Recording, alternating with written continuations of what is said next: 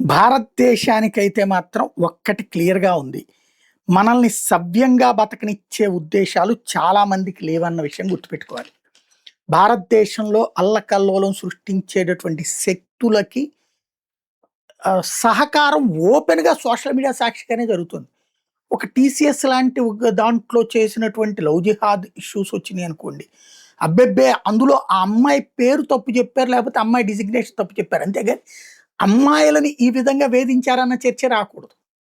అదే సందర్భంలో ఇంకో చోట 180 మంది ఆడపిల్లలని ఇలాగా ట్రాప్ చేశాడు అంటే, ఇవన్నీ మా హిందువులు గూడా చేస్తారులే అన్నటువంటి. ఇంతే తప్పించి, అయ్యో! మనం సమాజంలో ఉన్నాం. మన సమాజంలో ఈ విధమైన కల్చర్ పెరిగిపోతే, ఒకళ్ళ మీద ఒకళ్ళు కక్షలు పెంచుకునే పరిస్థితొస్తే ప్రమాదకరమే అన్నటువంటి ఉద్దేశ్యం లేదు.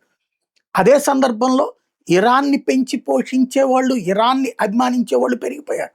పాకిస్తాన్‌ని ప్రేమించేవాళ్ళు పెరిగిపోతున్నారు. బహిరంగంగా మాట్లాడుతున్నారు. భారత వ్యతిరేకత వ్యక్తం చేస్తున్నప్పుడు దాన్ని ఆస్వాదిస్తున్నారు. సాడిస్టిక్ ప్లెజర్ ఫేస్ చేస్తున్నారు. ఇట్లాంటి వాళ్ళే రాబోయేటటువంటి రోజుల్లో జయచంద్రులుగా మారతారు.